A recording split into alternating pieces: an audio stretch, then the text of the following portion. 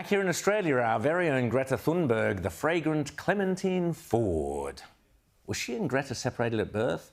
Happily hopped on the pro-Palestinian bandwagon, but not before establishing her credentials. As you may know, the Australian Weekend magazine recently declared me to be the face of hate in Australia. And I can't tell you how absolutely proud I am to be considered as such.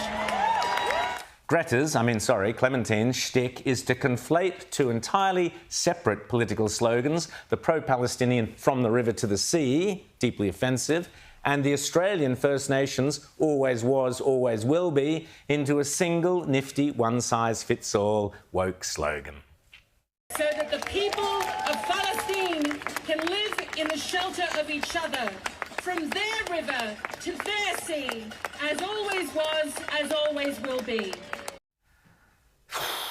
Mind you, I've always thought the one thing missing from Clementine Ford's rather uninspired rantings is a frying pan. I mean, everybody knows if you're serious about Palestine, you always bring a frying pan.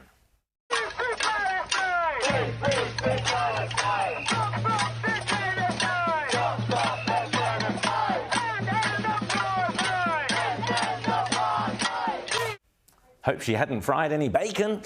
As for this woman, I think she might be onto something here. I think she may have just invented the protest song. There's people starving, children dying in this madness. And politicians funding wars with people's taxes. Oh, sorry, dear. Unfortunately, they were doing protest songs 60 years ago. And back in those days, people actually knew the words and sang along. 1, 2, 3, Rotary, right before. Don't ask me, I don't give a damn. Louder, it's Vietnam. And it started 6, 7, over up early 8. Well, I ain't no time to wonder what people want to die. And it's 1, 2, 3. Meanwhile, in Washington, D.C., President Trump this week hosted all the European leaders, my favourite of whom, as of course you know, is Italy's Giorgia Meloni. The high point for me was when Keir Starmer waffled on for a seeming eternity, managing to say absolutely nothing. He should have been at the talk at Jim Chalmers' round table. But just watch how both Meloni and Trump struggled to hide their absolute boredom. Mr. Prime Minister. Thank you very much, Mr. President, and thank you for hosting us here. Can I start where Emmanuel started, which is we all want peace. The war in Ukraine has had a huge impact, particularly on the Ukrainians who've borne the brunt of it. Fits with what we've been doing with the Coalition of the Willing, which we started some months ago, bringing countries together and showing that we were prepared to step up to the plate when it came to security.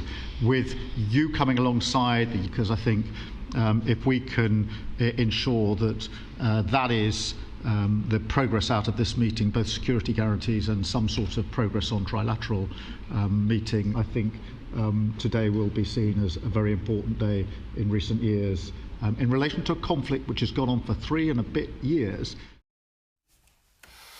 I imagine both Meloni and indeed Trump, probably everyone in the room, was thinking, well, this.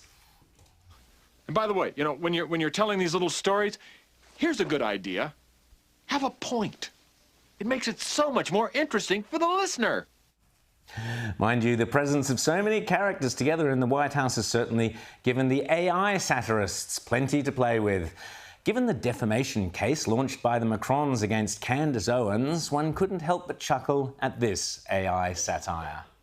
I would like to begin by clarifying a situation that happened not so long ago, where my wife, Brigitte, slapped me like a French little inside the plane. As a couple, we have our problems. See, we started dating when she was 39 years old. I was only 13 at the time. I didn't have a girlfriend or a boyfriend.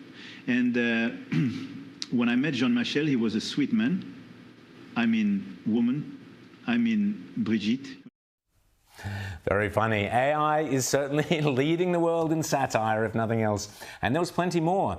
Like the gag that if Elon Musk and Giorgia Meloni ever got together, they could call their daughter Eloni Meloni.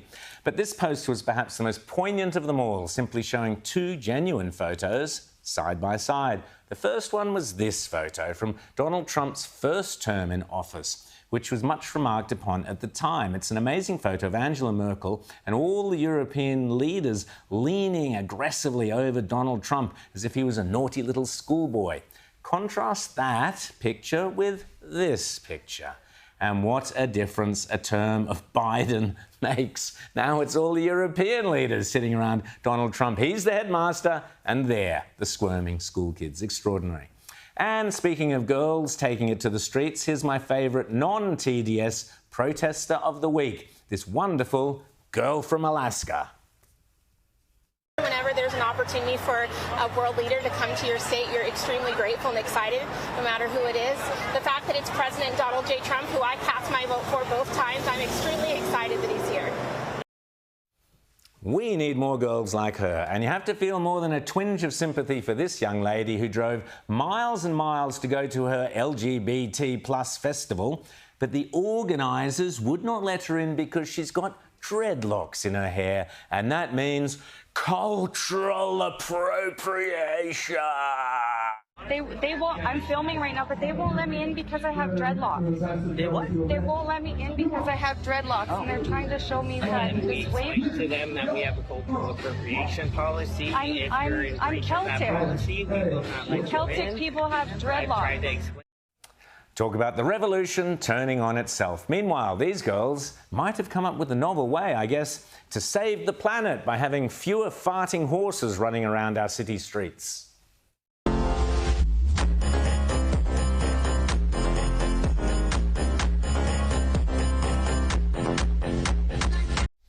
Nice try, but not original, girls. It's been done before by Monty Python.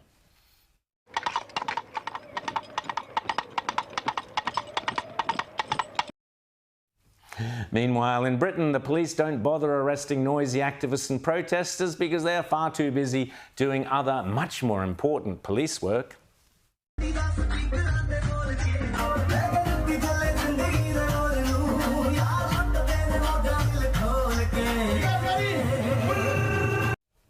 And finally, talking about inventing things, the Germans have invented a brand new competitive sport. And the beauty of it is you can practice in any suburban car park.